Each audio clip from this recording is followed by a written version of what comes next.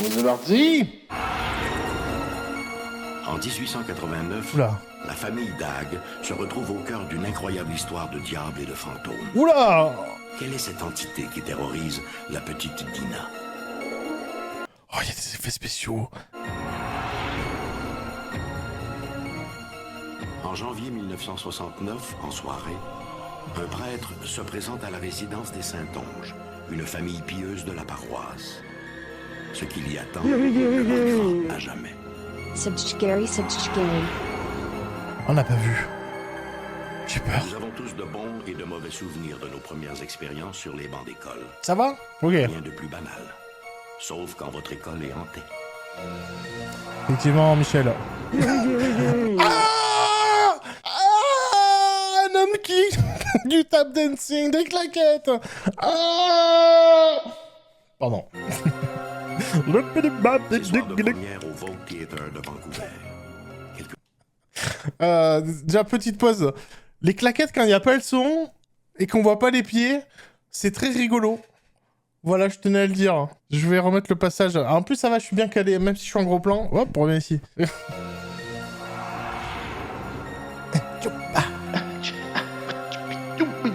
Ce soir de première au Vogue Theatre de Vancouver.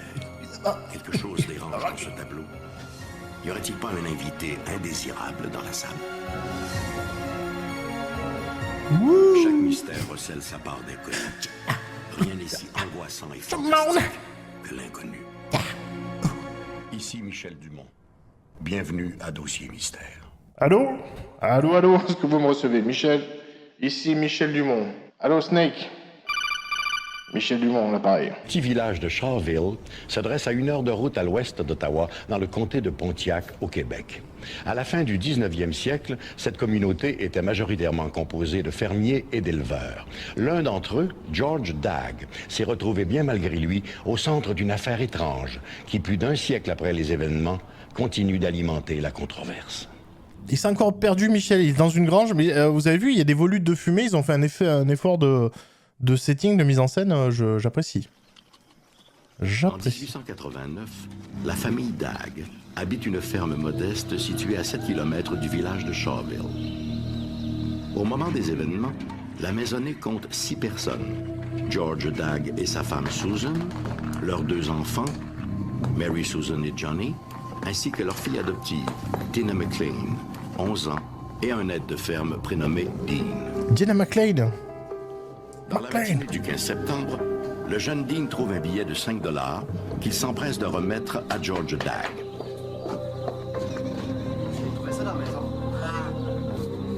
Celui-ci le reconnaît comme étant le billet confié à sa femme la veille pour qu'elle le mette en sécurité dans un tiroir de leur commode.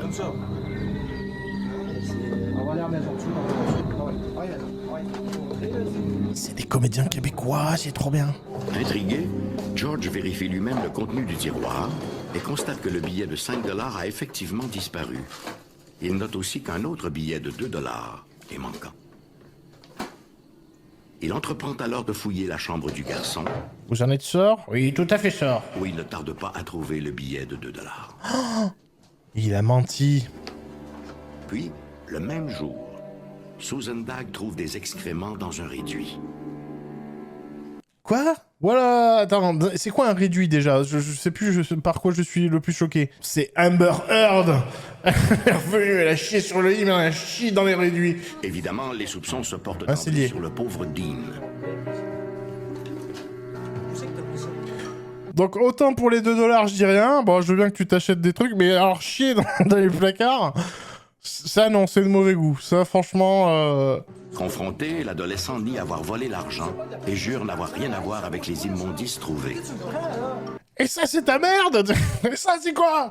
Je sais qu'est-ce que ça vaut. J'ai juste essayé de... George Dag n'en croit pas un mot. C'est un peu Screech. Il décide d'amener le jeune Dean chez le magistrat de Shawville pour qu'il s'explique au sujet de ses comportements. Oh la honte. Mais non, fais pas ça. George et Susan Dag étaient des gens C'est Colombo. Putain, ça va trop bien marcher avec lui. John Robert Colombo. respectés. Accepted farming couple. Un couple de fermiers qui avait 2 enfants. And as well, they had in the household Ils prenaient aussi soin de Dinah, une petite orpheline. helped around the farmhouse. And what happened one day suddenly, Puis voilà qu'un jour, soudainement, des manifestations de type poltergeist ont éclaté. infestation of poltergeist Une manifestation. Oh la marre des fantômes. Oh la marre de... Non, like activity. pas bon. Durant l'absence de son mari, Susan Dagg trouve de nouveaux excréments qui, elle en est certaine, n'étaient pas là un moment plus tôt. Si l'innocence Putain, mais c'est pas vrai, quoi. Après l'esprit frappeur, l'esprit chieur, quoi. Mais c'est possible, ça, ou pas? Même dans Ghostbusters, ils l'ont pas fait, quoi. de Dean est loin d'être prouvée pour l'histoire du vol des billets, il est clair par contre que le jeune Mais c'est... Ah, ça me répugne. Ah, c'est dégueulasse. Ah, mais qui fait ça? Mais surtout qu'en plus, attends. Imagine une personne accroupie, là. Ça veut dire que... c'est compliqué de... Pff. Ou alors faut mitrailler, faut être debout sur la table et faire... Fire! avec les immondices étalés un peu partout. Il faut que j'arrête de manger des tacos. Ah, c'est répugnant. Dans les jours qui suivent, Ok. Ok. Il y a la chaise de la pub Préparation H qui est là. Aïe, aïe, aïe, aïe, les meubles se aïe, mettent à se aïe. déplacer d'eux-mêmes. Puis c'est au tour de la fille adoptive des Dagg, la petite Dina McLean, d'être agressée par une entité mystérieuse. De sa chambre, elle hurle qu'on lui tire les cheveux. Sa mère accourt à son chevet, constate que sa tresse de cheveux a presque entièrement été arrachée. Les manifestations Ouah, c'est des pires fantômes que j'ai jamais vus. Ils te chient dans la cuisine, ils te remuent les... c'est les pires trolls. Oh, les casse-couilles. continuent de se concentrer surtout sur la petite Dina. La nuit venue, son lit fait des bonds étranges. Picpus! Picpus! Vous ne dormirez plus! Ses draps sont tirés par des mains invisibles. Oh non, non, non! Dina est réveillée par des murmures et affirme avoir vu une forme noire et menaçante, une entité à forme humaine avec une tête de vache. L'enfant jure entendre des voix qu'elle est seule à percevoir. Tu veux des places pour le Hellfest? Non, sérieux, t'en veux ou quoi? Occurrences, Ces violentes manifestations ont été observées par des dizaines de témoins, des membres de leur communauté et des amis des Dagg. friends of the Daggs who had the Daggs Ils s'appellent les dingues quand même. Il y a quand même des fois la nature, des fois il y a des... Voilà, enfin, ouais. La nature t'envoie des signaux. Les Dagg n'avaient rien à tirer de ces manifestations. Les dingues n'avaient... Mais il avait... Une dinguerie? J'ai pas un roulement de batterie, là. Il n'y avait aucune motivation financière derrière tout cela. La vache qui chie, putain. Au contraire, ces événements les faisaient passer un peu pour des fous. Conséquence de toute cette attention, les médias ont commencé à s'intéresser à l'affaire. Du coup, c'est quoi la maison qui chie? Comment ils ont appelé les articles, là, dans la presse? En novembre, ayant eu vent de l'affaire, Percy Woodcock, un artiste ontarien et correspondant pour le Recorder and Times de Brockville, se rend à Shawville pour y rencontrer les Dagg. C'est Percy Bitambois. Woodcock! Percy Woodcock was Percy Woodcock était un journaliste entreprenant qui travaillait pour un journal local. newspaper, and here was wonderful copy. Il a d'abord écrit un premier article qu'il a publié non seulement dans son journal, mais aussi dans le Montreal Standard, le journal le plus important de l'époque. Montreal Standard. Ah, c'est mignon, une odeur de mystère à la ferme, c'est pas mal. L'article a ensuite été repris par d'autres journaux, qui bientôt en ont demandé plus. Tant et si bien que Woodcock s'est retrouvé à vivre littéralement chez les Dagg. Living in the Dagg farmhouse. Non, c'est les dagues, ils sont dagues. Woodcock est sceptique. Mais un après-midi, la petite Dina l'entraîne dans une remise où elle affirme avoir entendu le fantôme. Oui, ça existe. Ils jouent en Êtes-vous là, français, c'est monsieur trop mignon, mais demande oui! Dina. Êtes-vous là? À la surprise de Woodcock, une voix gutturale lui répond. Monsieur, si vous êtes là, chiez 3 fois! Je t'attendais, ma petite Dinah. Je suis ta conscience, poète de pacotille. Et je vais te casser le cou, opportuniste de carnaval. Percy Woodcock, tu es venu flirter avec le diable. Pensais-tu vraiment faire fortune sur mon dos? The ghost. Bon, bah du coup, moi j'ai plus de métier, alors Alors ok, si vous faites les blagues avec la Go XLR, les voix déformées, moi je travaille pas, alors, c'est ça, moi vous... Qu'est-ce que c'est que ça? Bon, j'avoue, ils ont un effet spécial de visage qui fait... Alors comme ça... Il a dit quoi? Je vais te tordre le cou? On va le remettre parce que c'était... Eh, y a pas de truc, ils essayent une fois la journée, ça ne marche pas, il faut qu'ils essayer la nuit et tout. Non, c'est direct. Je t'attendais, ma petite Dinah. Je suis ta conscience, poète de pacotille. Et je vais te casser le cou, opportuniste de carnaval. Je vais te casser ton cou. Il s'est présenté comme le diable, leur disant qu'il devait partir. Mais, du moins d'après les documents que j'ai lus à ce sujet, il appréciait aussi toute l'attention dont il était l'objet. And it began in a... Il a commencé Quoi? à parler d'une voix grave, annonçant qu'il allait divertir les témoins dès le lendemain à la tombée du jour. Et après, il s'est livré, il a dit qu'être un diable dans la vie, c'est compliqué, il y a la pression... voilà, parce qu'on a quand même... Il y a le statut, au-delà de ça, il y a le statut de diable qui est reconnu dans plein de civilisations et c'est quand même... on doit être à la hauteur. Si on n'a pas ce quota de massacre tous les mois, ben on passe pour quoi? On passe pour une merde, donc là, je voulais en parler parce que... En tant que diable, personne ne peut comprendre ce que ça peut être comme travail. Il n'y a pas de syndicat. Comme étant le seul maître à bord, le seul maître du mal, finalement, et le seul à cette position, j'ai aucun soutien. Personne n'est là pour essayer de me demander le soir comment ça va, est-ce que tu veux un massage de tes pieds de bouc? Non. Donc c'est la charge mentale, quoi. Le lendemain, un peu après la tombée du jour, la famille Dag, accompagnée de quelques Ah, lui, il a morflé, lui, c'est... Oh putain, qu'est-ce que je fais là? Oh, villageois curieux je voulais juste manger gratuit pendant un mois, moi. et de Percy Woodcock se réunit au salon. Toc, toc, toc. Qui est là? Non, c'est ma bite. Une petite pointe d'humour, hein. De temps en temps, ça fait pas de mal. Comme prédit par la voix dans la grange, la présence se manifeste. Celui que vous attendiez est arrivé, avec une foule de petits secrets sur chacun d'entre vous. Tu sais ce que je veux dire, George, et toi aussi, Suzanne. Putain, mais c'est génial. Je vais faire un battle avec le... avec le Satan québécois. Ici la voix. J'ai plein de bails sur chacun d'entre vous. Hein, George? Hein, et Françoise? Hein, on n'aime pas trop s'arrêter au feu rouge. De temps en temps, on accélère. Hein, y a personne. Alors c'est pas grave, on en a rien à foutre. Bien sûr, on touche les articles aussi dans les magasins. On les sent, on les renifle, on se gratte le cul. Je vois tout ça, je vois tout. Hein, tu crois parler à qui? Corliss de Chris, de Pogne. Je suis un ange venu m'occuper de vos... Hop, excusez-moi, j'en profite pour faire un peu de rangement. Voilà, elle est bien ici. Alors, qu'est-ce que je disais? Oui, j'ai des doses sur tout le monde. Ah, ma pigonne. Non mais la chaise, c'était... C'était magnifique. Elle a pas fait de bruit, elle est passée derrière mon nu. Allez hop, ça va au grenier. Je suis un ange venu m'occuper de vos âmes pigotes. La voix se moque joyeusement de son auditoire. Elle affirme être plutôt...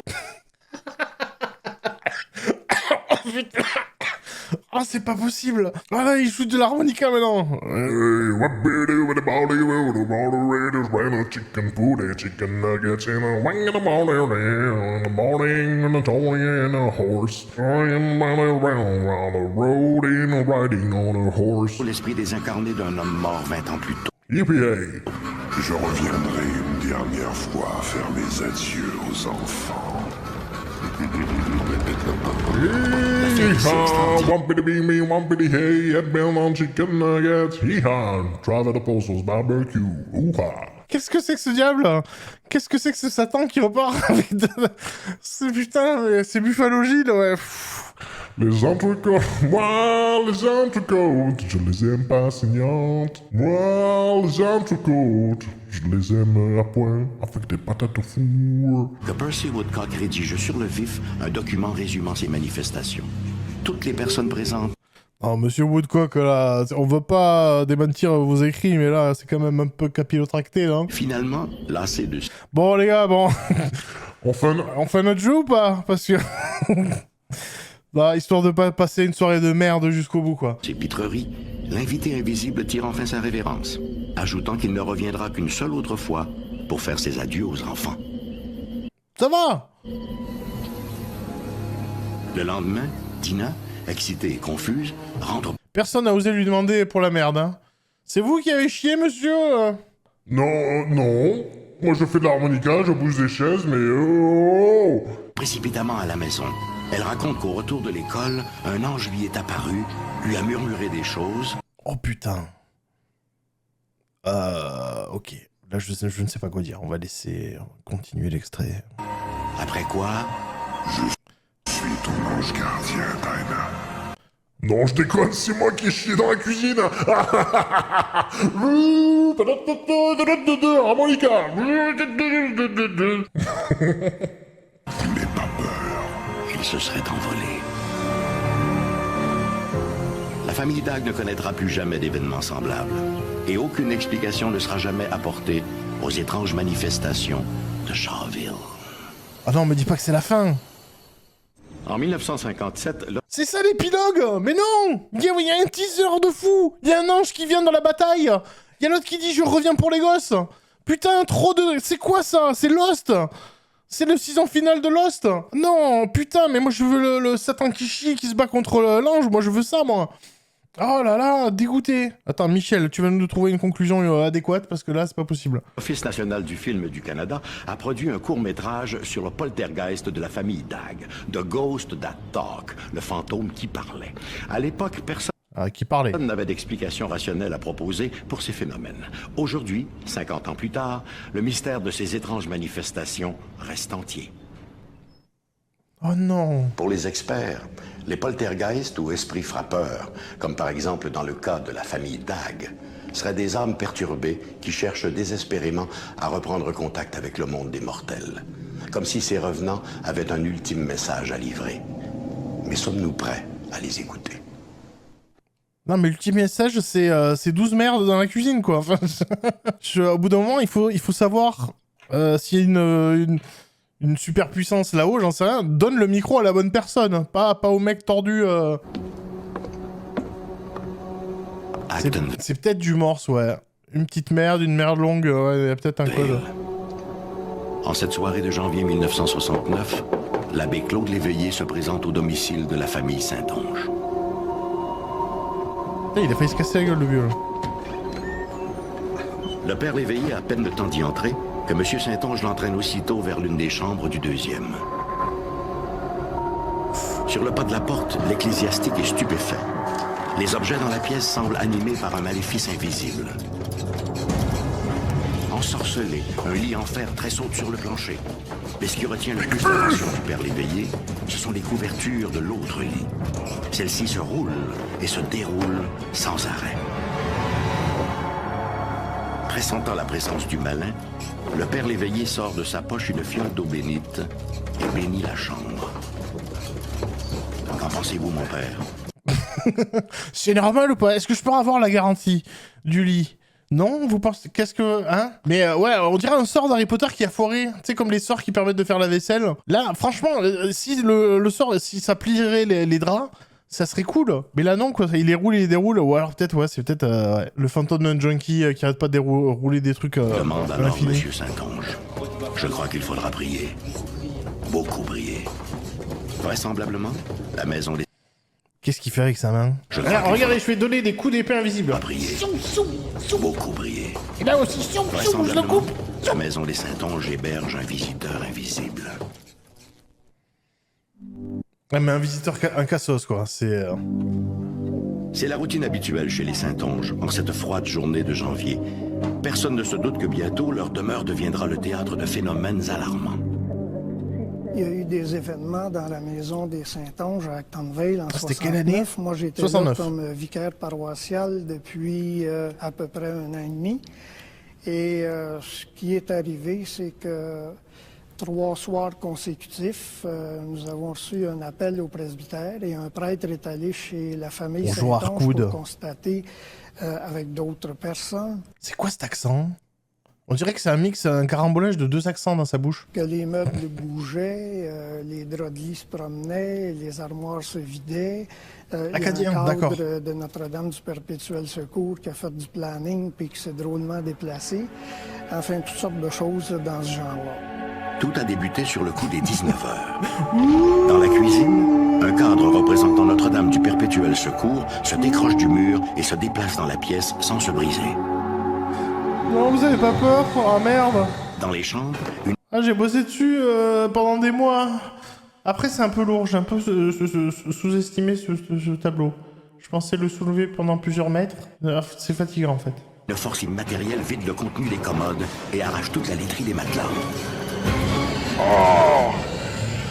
Mais Au qu'est-ce que salon, c'est? même maléfice, alors que des meubles Tous ces slips sont sales, mais enfin, vous êtes vraiment des négligés. se mettent à bouger sans que personne ne les ait touchés.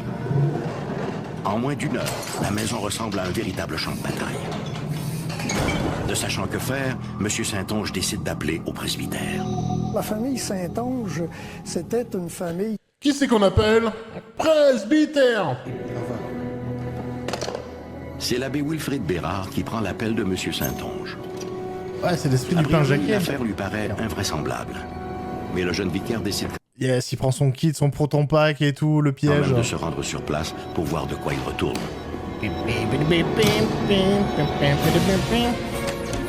Dès son arrivée, le père Bérard, stupéfait, voit les armoires de la cuisine s'ouvrir et se refermer d'elles-mêmes. Les Saint-Onge lui expliquent que ces phénomènes perdurent depuis maintenant plus Putain, mais il me fait penser à quelqu'un, on dirait Tim Burton jeune. d'une heure, sans qu'il sache pourquoi. Au cours de la soirée, le père Bérard est témoin de nombreux autres incidents, tout aussi déconcertants. Il joue très bien, lui. Lui, il joue... Attention Pierrot, ça va être à toi. Dans 5 minutes, tu arrives paniqué, tu préviens les gens, tu dis attention, il y a une autre source de paranormal, je sais pas quoi. Allez, 1, 2, 3, on y va. Au cours de la soirée, le père Bérard est témoin Allez. de nombreux autres incidents, tout aussi déconcertants. Voilà. Ouais, bon. Merci Pierrot. Puis, à 22 heures, les manifestations s'arrêtent brusquement. L'abbé Bérard quitte les lieux, loin de s'imaginer que ce cauchemar se répétera dès le lendemain. Comme la veille, il est 19 heures lorsque les phénomènes se manifestent à nouveau. Dans la cuisine, la petite Guylaine fait ses devoirs de catéchèse. Elle travaille sur son cosplay d'Amélie Poulain, qui est fortement réussi. Soudain, le cadre de Notre-Dame du Ah, je vais le retenter, il va marcher cette fois, putain! Perpétuel Secours se décroche et va choir au pied de la fillette qui laisse échapper un cri de stupeur. Visiblement, un mauvais sort s'acharne sur la famille Saint-Onge. Cette fois, c'est l'abbé Léveillé qui est appelé en renfort. C'est là que Je savais que ça marcherait la deuxième fois. On a vu au sang. J'essaye de relancer la mode des bretelles, mais c'est plutôt raté. une brosse à linge avec le don un peu arrondi était installée en équilibre sur une tige où on met des serviettes. Là. Ça aurait pris 5 minutes de la placer en équilibre comme il faut pour qu'elle reste là. C'était fait instantanément. Au fur et à mesure que la soirée avance, l'abbé Léveillé constate que les phénomènes semblent avoir un lien avec la petite Guylaine. Guylaine, c'était une jeune fille qui était à l'école primaire Ah, Guylaine, je crois, la petite vilaine. Ouais, la petite vilaine. et qui devait avoir, je me souviens plus exactement, peut-être 7-8 ans, et qui était confiée à la garde de la famille Saint-Onge par ses parents qui avaient des heures de travail assez difficiles. Je pense que c'est ça, il y a un chat depuis le début, en fait. Ça, tous les, franchement, tu peux faire tout le film à l'envers. Tu mets un chat à chaque fois qui renverse des vases, des trucs, qui fait tomber des machins. Le père Léveillé remarque que les perturbations s'accentuent lorsque Guylaine travaille à ses devoirs de catéchèse. Il n'en faut pas davantage pour qu'il y voie. Ah ouais, catéchèse, c'est rien à voir avec le catéchisme. C'est les catholiques qui s'assoient, en fait, c'est ça. tous les catholiques qui s'assoient. Bah, du coup, Jésus, il peut pas s'asseoir sur une chaise. Je sais pas, à méditer. Au cours de cette même soirée, un bruit sourd se fait entendre au 2e étage. C'est un chat qui a fait ça, c'est obligé. Les Saint-Onge, Je l'ai fait pas mal, là, non? alors qu'ils s'affairent à replacer le meuble, les draps d'un des lits sont projetés sur le plancher. est presque 22 heures. Dis donc chérie, on pourrait pas en profiter tant que on a un lit qui remue tout seul. Ça pourrait pas pimenter... Non? Bon, tant pis. Le troisième soir, c'est moi qui étais de garde au bureau et j'ai reçu la... Je me suis déguisé en chat, je me suis caché sous le lit. Et M. Saint-Onge, selon son habitude, me dit au téléphone, il dit « Viens dans la maison », il dit « Le diable est dans la cabane ». Putain, mais le coup du cadre, 3 fois! Non, c'est plus drôle, la troisième, je suis désolé. Se rend donc chez les Saint-Onge, accompagné c'est un peu lourd. de 2 autres vicaires. Eux aussi seront témoins de l'envoûtement inexplicable du tableau de Notre-Dame.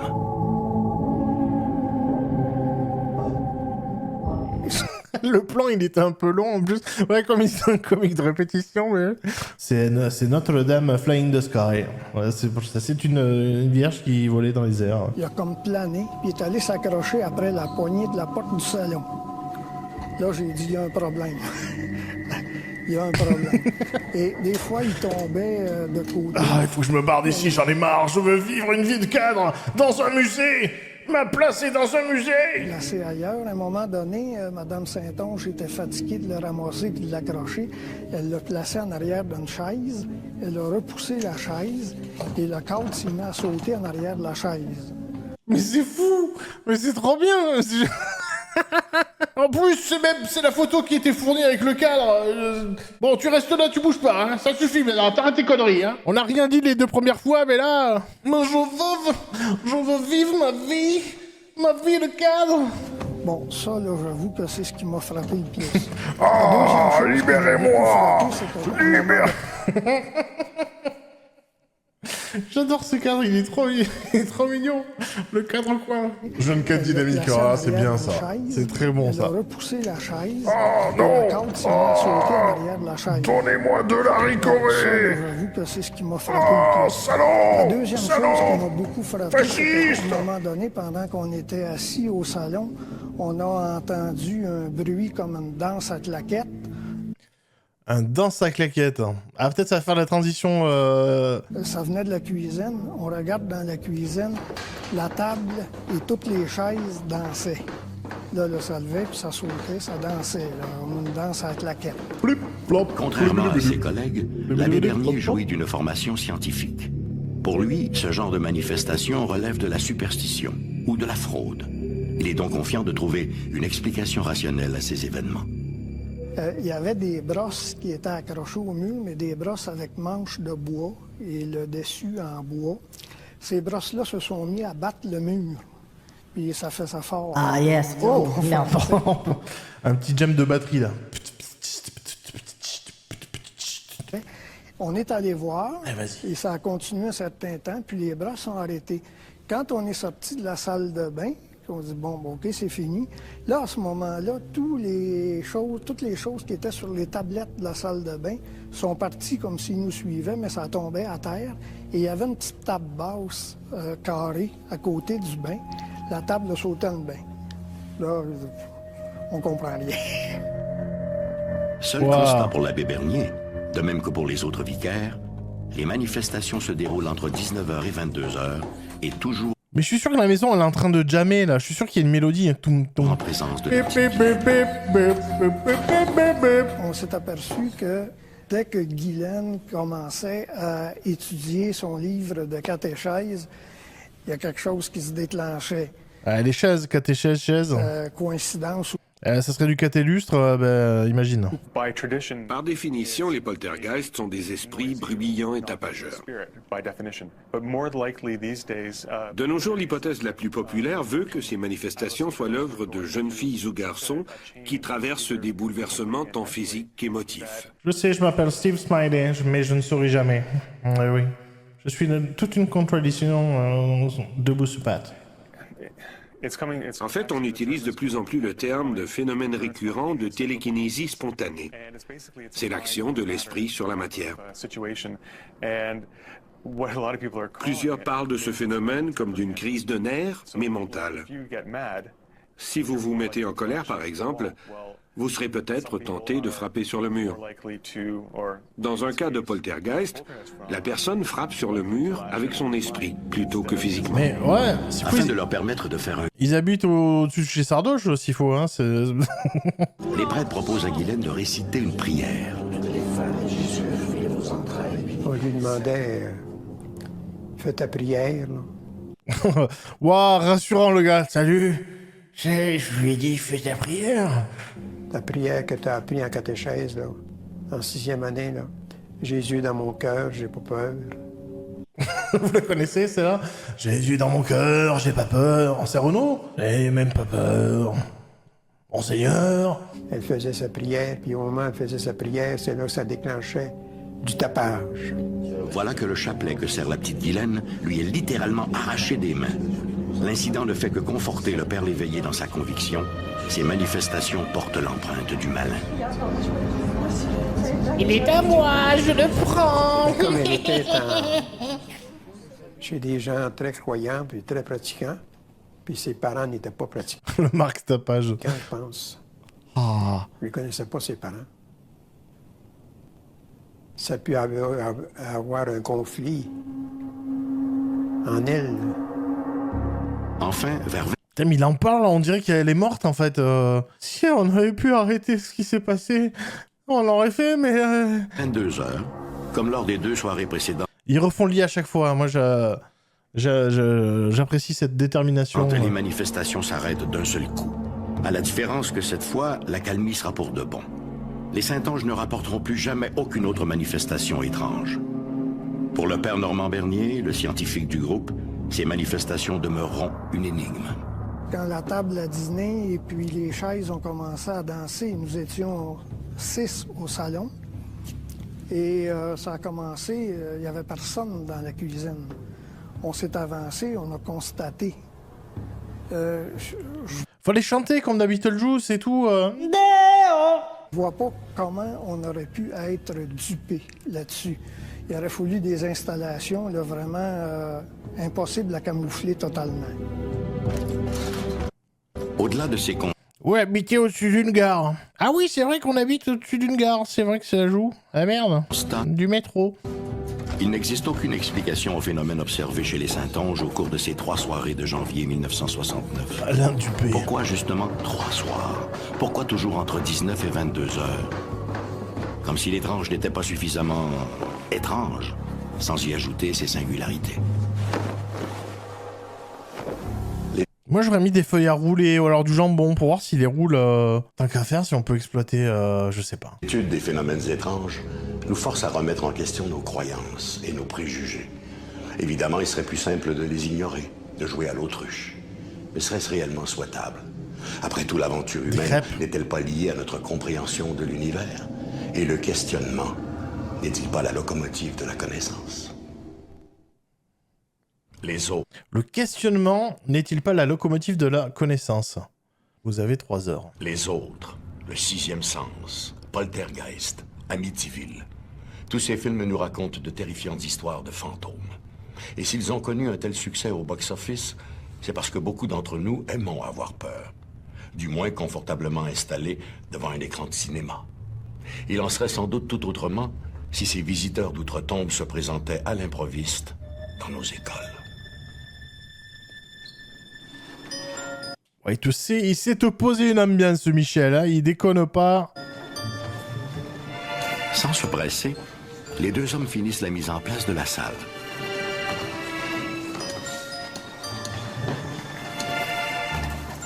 Dans le local au dernier étage, le concierge et son assistant ont aligné une 60aine de chaises. Une matinée d'information avec projection audiovisuelle y est prévue pour le lendemain matin. Dernier détail, les hommes descendent les stores qu'ils brochent une fois en position.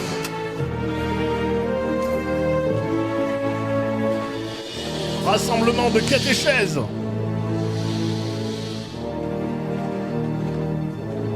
Tout est parfait.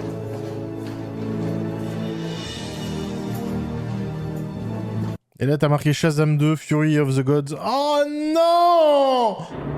Peu à peu, les ténèbres envahissent l'école inanimée. Oui, une école publique française classique, j'ai envie de dire. Roi glacial se glisse dans l'école. Puis au second... C'est vrai qu'ils ont oublié le caméraman dedans, en fait. Il est en train de se chier dessus. Du coup, il fait des plans de gouttes d'eau, il se fait chier. Dans la salle de projection, ça un recommence. vacarme vient troubler la quiétude des lieux. Une force mystérieuse transforme en quelques minutes la salle qui ressemble maintenant à un véritable champ de bataille. Ah mon dieu, c'était bien fait. À l'heure des charges, honnêtement, c'était bien fait. Construite en 1904, l'école de l'avenue McKay abrite aujourd'hui les archives et le... Mais décidément, ils ont des problèmes avec les chaises, hein. Je comprends qu'il y a une religion qui s'est greffée là-dessus, les catéchèses. Le bâtiment actuel se dresse exactement là où, en 1881, a été construite la première école publique de district de l'Alberta et des territoires du Nord-Ouest. Historiquement, l'école de l'avenue McKay est la première école en briques construite à Edmonton. Siga. Pardon, j'en ai marre. À son apogée, en 1916, l'école comptait 456 écoliers. Ensuite, la population estudiantine n'a cessé de décroître. En 1983, faute d'étudiants, l'école a été fermée. Certains de ses élèves sont devenus des personnalités du monde des arts, des affaires et de la politique. L'acteur Leslie Nielsen, le juge Ronald Martland de la Cour suprême. Leslie Nielsen, trop bien. Ancien président de la Ligue nationale de hockey, Clarence Campbell, sont du nom. Mais tu peux pas, voilà, tu peux pas monter une histoire sérieuse, tu dis oui mais Leslie Nielsen. J'aimerais bien que l'histoire elle soit connectée, qu'il y a le cadre en fait qui s'est enfui avec la Vierge, qui se cache ici en fait, qui est là, s'il vous plaît me dénoncez pas, je suis en cavale. On raconte que le bâtiment est hanté. On ne compte plus le nombre de fois que les chaudières ont été allumées ou éteintes mystérieusement.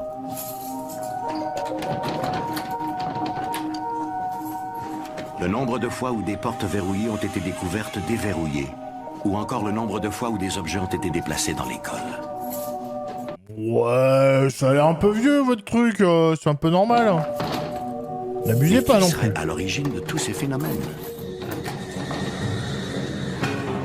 Je suis désolé, mais le premier sujet, on est parti d'un fantôme qui chie dans la cuisine, donc là, les portes qui s'ouvrent, faudra trouver mieux Coco, là, pour nous faire peur. Là.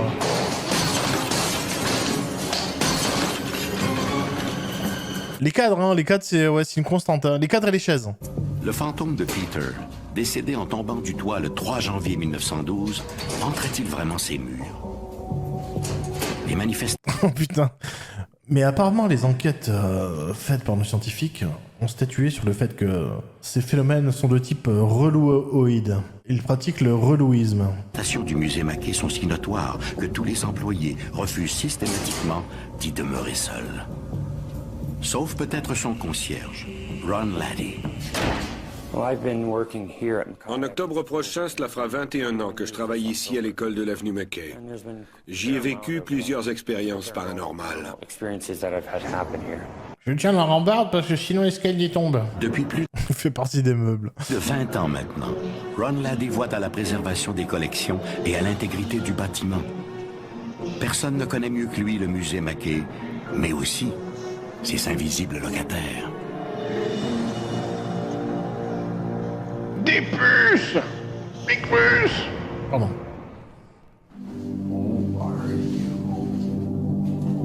Ah, le Ouija, toujours. Ça a Il y a toujours marché. plusieurs années, devant la récurrence des incidents insolites, Ron a amené au travail une planche Ouija. Ouija.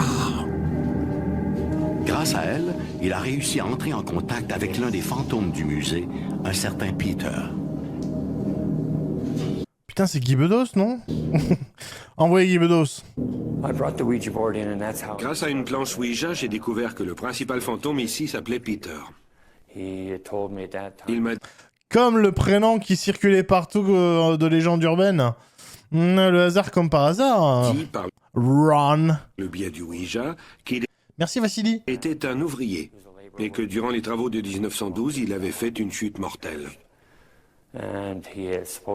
Apparemment, il avait 3 filles, dont l'une serait toujours vivante quelque part en Californie.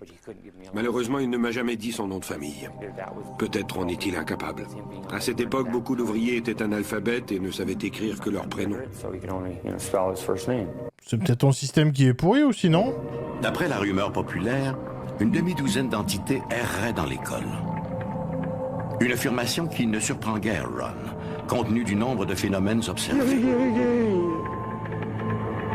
Malheureusement, seul Peter a accepté de communiquer avec lui par le biais du Ouija. J'avais l'impression que Peter n'était pas le seul esprit à hanter l'école de l'avenue McKay, ce qui m'a d'ailleurs été confirmé grâce à la planche Ouija. J'ai aussi invité plusieurs médiums qui à leur tour m'ont assuré qu'il y avait d'autres esprits ici, mis à part Peter. Ils sont plusieurs.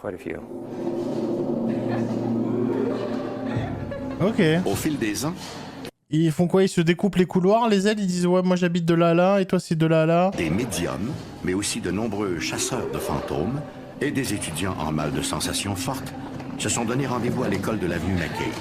Beaucoup en sont repartis avec le souvenir d'un événement perturbant.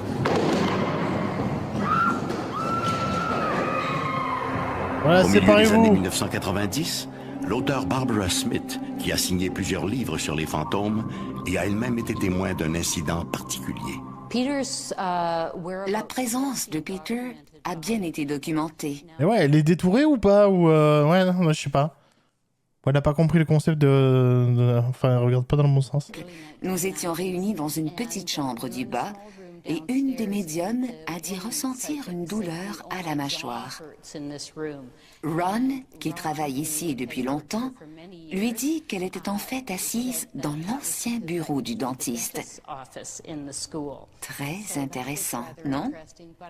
L'absence de Peter lors de cette soirée était d'autant plus intéressante qu'il entretient une sorte de franche amitié avec Ron. Putain, ça veut dire quoi que le dentiste il fait ça en boucle toute sa vie? Enfin, toute sa vie dans la privée. Je dois nettoyer des caries pour l'éternité. Ah, j'ai mal au cul. Faisait quoi dans cette salle? Ah, ici c'était la salle du proctologue. Ah bah oui, à ce compte-là. Allez pas dans cette pièce-là, non.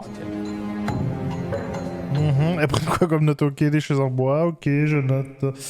D'accord, des chaises en bois. Les enquêteurs, qui préconisent une approche scientifique des phénomènes paranormaux, ont choisi une trentaine de personnes auxquelles ils ont remis un questionnaire. Ils leur ont ensuite demandé de circuler par petits groupes de 5 ou de 6. Chaque individu était invité à déambuler dans une vingtaine d'endroits et devait décrire ses impressions. Ces gens n'avaient aucune information sur ces lieux précis ni sur les manifestations rapportées. À l'issue de Du bois crampé. Ah non, hein. Ah non. l'expérience, les enquêteurs du SIGA ont constaté qu'un nombre anormalement élevé de participants avait rapporté des sensations C'est quoi ces cheveux qu'il a, lui? d'inconfort en plusieurs Mais c'est pas possible. pièces. C'est pas... J'ai les cheveux de Sangoku. Oui. Ah, moi j'adore System of a Down et tout. 70% des bénévoles ont ciblé des lieux qui, effectivement, correspondaient à des endroits où des manifestations avaient été rapportées. Si ces données statistiques étaient à prévoir auprès des gens bien au fait des manifestations, rien n'aurait pu permettre de Un livre sur l'Espagne. Très bien, je note. Espagne. les anticiper auprès des sujets qui ignoraient tout des hantises de l'école. Pourtant, ceux-ci, dans une très forte proportion, ont ciblé les mêmes pièces. L'étude menée par le groupe SIGA ne fait qu'étayer la croyance, une certitude pour plusieurs, que l'école de l'avenue McKay est hantée. Il y a plusieurs esprits ici. Lui, à chaque fois, il glisse de plus en plus. Attention, Ron, le plan d'après, tu vas tomber. Tu seras hors champ. Faudrait essayer que tu remontes. Sur l'avenue McKay. Peter a fait sa chute mortelle lors des travaux de 1912. Ouais, je tiens là. Je lâche pas la rambarde, sinon je tombe. Hein. C'était le 3 janvier. J'ai le vertige. J'aime pas monter. L'école originale, aujourd'hui située dans la section sud-ouest du bâtiment, a ouvert ses portes le 3 janvier 1882. Et je suis né aussi un 3 janvier. Du coup, c'est moi. Il disparaît d'un coup. C'est moi, Peter, depuis le début. c'est pour ça que j'ai peur des rambardes d'escalier, parce que je passe à travers, vu que je suis un fantôme. Pour le moins extraordinaire. Une chance sur 48 millions selon les statistiques. Mais est-ce une preuve? C'est une tâche impossible que de convaincre un sceptique que les esprits existent, et vice-versa. Il faut vivre et laisser vivre. C'est une chanson, ça, non? À mon avis... Ah oui, c'est Daniel Balavoine, vous foutez notre gueule. C'est Live and Let Die. Ah oui, non, mais ça, c'est James Bond, ouais. C'est Paul McCartney. Enquêter sur des manifestations comme celle de l'école de l'avenue McKay, c'est également plongé dans l'histoire. La quête pour trouver l'origine de ces apparitions révèle parfois des détails historiques méconnus et peut, à l'occasion, nous permettre de distinguer la fable de la vérité historique. The Wings, pour être précis, bien sûr. À condition, bien entendu, de savoir chercher.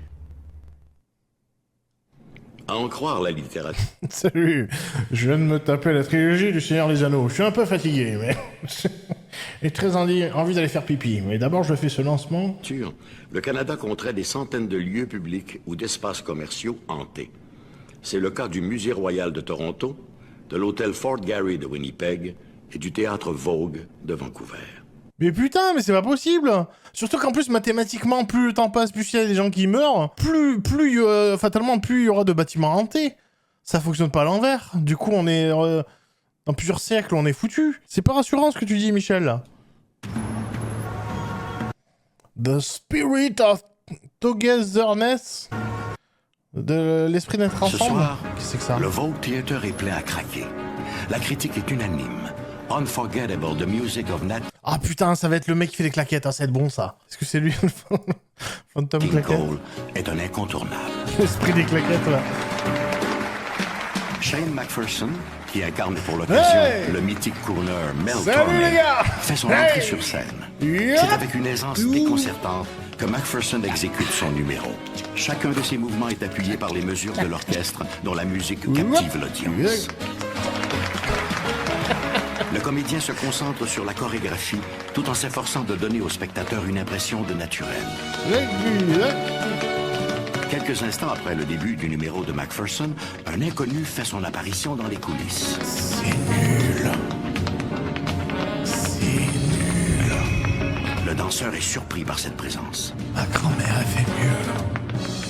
Elle est morte. Autre que les techniciens et les comédiens, n'est autorisé à s'approcher de si près de la scène une fois la représentation commencée. C'est nul, je t'ai dit, c'est nul. Pendant un instant, le comédien détaille l'intrus.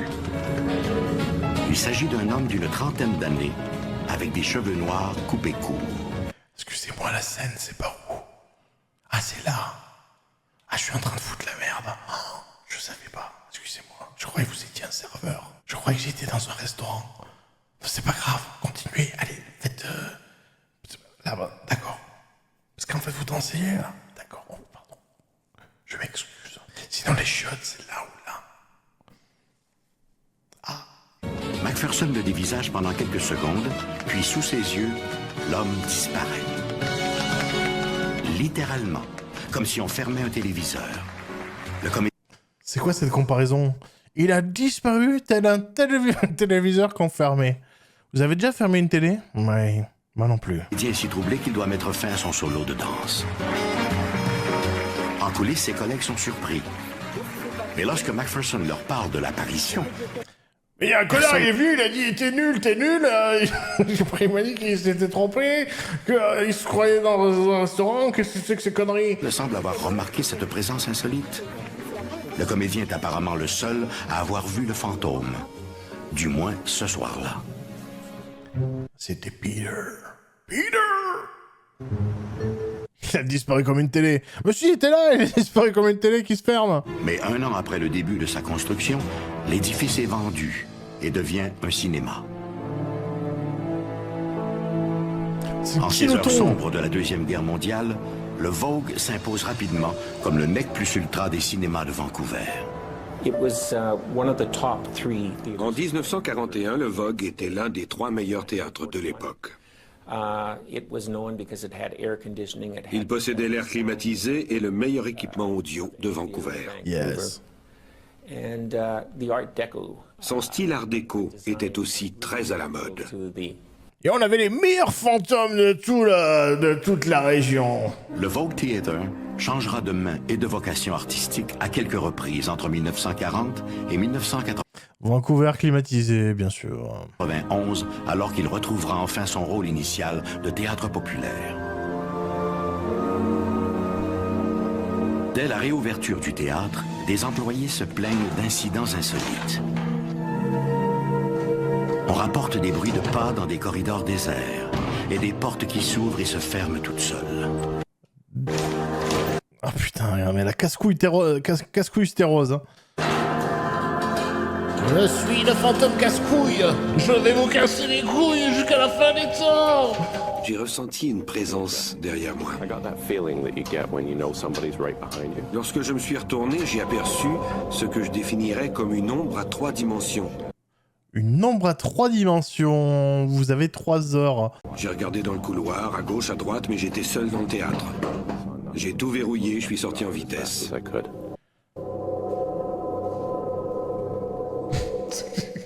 C'est un fantôme qui a trop vu Matrix. Il est fan d'Equilibrium en fait. Vous aimez Equilibrium? Multiplié. C'est un bien meilleur film que Matrix. La morale est plus limpide. On comprend que le fait de réfréner ses émotions, ça joue sur... Oh, revenez! Technicien. Revenez, j'ai pas fini ma Tous critique! affirment avoir vu ce qui semble être le même personnage. Homme dans la trentaine, cheveux noirs et courts, vêtu d'un ensemble défraîchi. Je vais vous montrer comment je fais des gun kata. John Wick a tout volé à Equilibrium. Tout! Il s'agit très certainement du même fantôme. 2 individus peuvent voir une apparition à des moments différents et à des endroits différents. C'est pour ça que j'ai décidé de devenir sosie officiel de Nicolas Canteloup. Moi, ça marche pas. Donc, tant pis. Puis le fantôme a disparu, graduellement. C'est vraiment un fantôme de pussy. Peut-être c'est un ancien patron, il surveille tout le monde, cauchemar, quoi. Même mort, il est là, ben alors, comme ça, on fait son travail, hein, madame, hein, qu'est-ce qui se passe?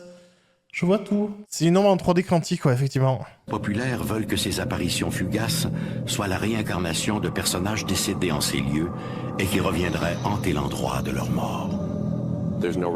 Il n'existe aucune documentation concernant le décès d'un employé. Comme il flex avec sa montre, hein. Vous avez vu ou pas? C'est une Breitling. Elle est belle, hein? Ni même d'un grave accident. C'est vrai, hein? J'en ai parlé aux anciens gérants qui n'en savent rien non plus. Bill, man, c'est Bill, tous les Le théâtre a hommes. été construit en 1941. Et au départ, c'était un cinéma. On ignore ce qui a pu se passer durant la construction, mais il y a eu tellement d'employés au Vogue. On a beaucoup spéculé sur le fait qu'il pouvait s'agir du projectionniste. Bien sûr, quand quelque chose va de travers au cinéma ou qu'il apparaît un fantôme, on accuse toujours le projectionniste. Une Rolux officielle. Mais en réalité, nous n'en savons rien. Une autre rumeur voudrait qu'il s'agisse du spectre de quelqu'un qui vivait ici avant la construction du Vogue en 1941.